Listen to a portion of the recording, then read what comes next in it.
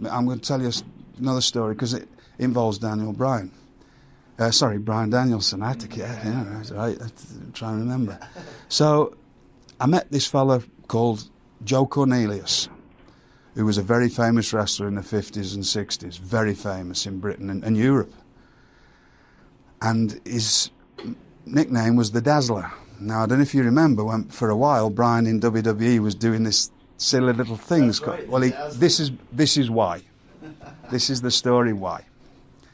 So I used to wear, again, you'd hear off these old wrestlers, and I bring him up a lot, a fella called Terry Rudge, who was very instrumental in a lot of things with me. My style, by wrestling him, made me the wrestler I was, got me booked in different countries, and we went a lot of places together. And he was a character of the highest, he was just a wonderful fella. Shakespearean actor. He was a Renaissance man, really. He owned an antique shop in the same town where Prince Charles lives. He just, yeah. Just a wonder, but a proper, the real deal, you know. So he told me this story. Again, it's a story, everybody tells it a different way, right? It might not even be like this, what really happened, but this is how I heard it. So there's a lot of us British wrestlers, the older ones, you look at us and you go, ooh, they're a right handful, right? Me, Fit, Dave, all that, you know, the fellas that come over here, look, which we can be. But we all call each other dear and darling and love, and it's just like, it's just a thing. It's second nature. It was just like and it comes from a lot of old theatrical things, of just us, like, what we do out there, but backstage it's like an in-joke kind of thing. That's what we are. We're all theatricals. It's just keep that thought. So here's another story with Sid. Here's one Sid told me. So Sid Cooper, one day, they're in Worthing on the south coast of England, and there's it's like there's a theatre and a little building next to it, and he used to do a show there. It holds about 400 people. Well, one night, it was summer, it was only ever ran in the summer.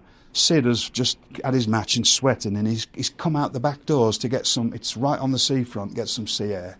And there's a play on next door, and it's like some, you know, Oscar Wilde play or something.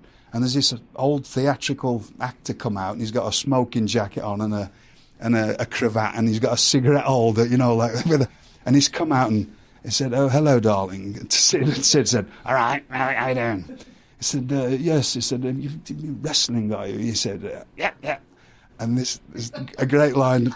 This whole theatrical said to Sid, "And when are you treading the boards again, dear?"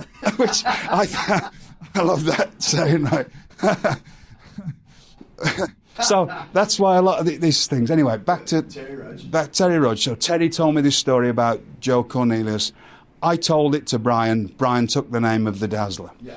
So in the 60s, there's a promoter called Jack Dale, who was an Olympian, very famous promoter.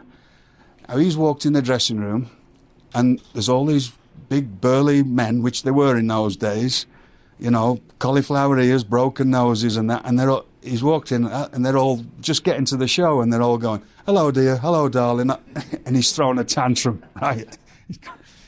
"What is the matter with you? Could you imagine if those fans out there could hear you? Big, tough fellas like you. You're supposed to be men. You're supposed to be proper men. Lovey, darling, what's all this nonsense about? What's the matter with you?" So he's cutting this huge big promo on all these fellas, and they're all stood there.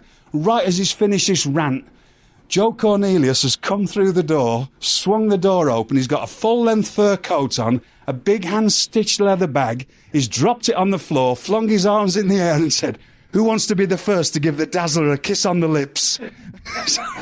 So I told Bryan that. Bryan took the name the Dazzler because he thought it was funny, and so that's where that stuff, that when he was a Dazzler.